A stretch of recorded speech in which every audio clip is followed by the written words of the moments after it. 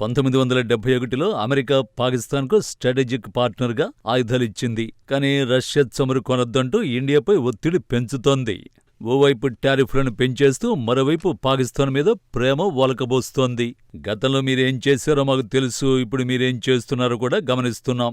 భారత్ ఒత్తిడికి లోనయ్యే దేశం కాదని, దేశ ప్రయోజనాలే ముఖ్యంగా ఇండియా అడుగులు వేస్తోందని ఇండియా తేల్చి చెబుతోంది. ఎవరు నిజమైన మిత్రులు, ఎవరు మోసగాళ్లనే విషయాన్ని ప్రపంచం తిరిగి విశ్లేషించాల్సిన సమయం ఆసన్నమైంది. అమెరికా మాటలు వేరు, చేతలు వేరు. ఇవన్నీ భారత్కు తెలుసు. అమెరికా అధ్యక్షుడు డొనాల్డ్ ట్రంప్ భారత్పై సుంకాలు పెంచుతానంటూ రెచ్చిపోతున్న తరుణంలో భారత సైన్యం చరిత్రను వేలెత్తి చూపించేలా స్పందించింది. మంగళవారం తూర్పు కమాండ్ 1971 ఆగస్టు 5 నాటి పాత వార్తా క్లిప్పును షేర్ చేసింది. ఈరోజు ఆ సంవత్సరం యుద్ధం ప్రారంభమైందంటూ నాటి కథనాన్ని షేర్ చేసింది. ఈ క్లిప్ ద్వారా అమెరికా అప్పట్లో పాకిస్తాన్కు ఆయుధాలు ఎలా సరఫరా చేసిందో ప్రపంచానికి గుర్తు చేసింది.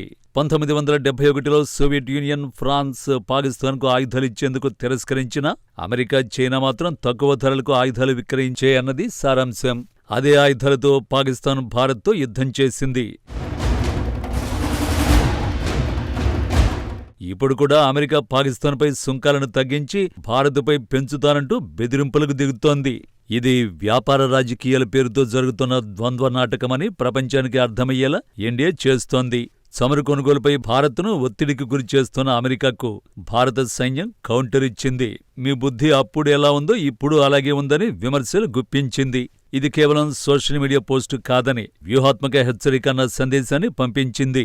భారత్ తన భద్రత, ఆర్థిక ప్రయోజనాల కోసం ఏ ఒత్తిడైనా తట్టుకునే స్థితిలో ఉందన్న సంకేతాలు ఇచ్చింది. చరిత్రలో అమెరికా ఏ వైపు నిలిచిందో ఇప్పుడు కూడా అదే తీరులో వ్యవహరిస్తోందన్నది ఈ ప్రకటన సారాంశం. ఒక పక్క భారత్పై సుంకాలు పెంచుతానంటూ బెదిరింపులు, మరోపక్క పాకిస్తాన్పై ప్రేమ. ఇది కొత్తేం కాదు. చరిత్రలో ఇదే తీరుగా 1971లోనూ అమెరికా పాకిస్తాన్కు ఆయుధాలు పంపించి భారత ప్రయోజనాలకు విఘాతం కలిగించింది. ఇప్పుడు అదే తీరులో భారత్ను ఒత్తిడికి గురిచేస్తూ వ్యాపార, జియోపొలిటికల్ నాటకాలను ఆడుతోంది. అయితే ఈసారి భారత సైన్యం అమెరికా బుద్ధిని తేటతెల్లం చేసేలా 1971 నాటి పాత పత్రిక కట్టింగ్ను విడుదల చేసింది. ప్రపంచ దేశాల దృష్టిని ఆకర్షించింది. దేశ భద్రత, ఆర్థిక ప్రయోజనాల విషయంలో భారత్ ఎలాంటి ఒత్తిడినైనా తట్టుకునే సిద్ధతలో ఉందన్న సందేశం పంపించింది. అయితే ఈసారి ఎలాంటి ఒత్తిడికైనా తలొగ్గదన్న సంకేతాన్ని ఇస్తోంది.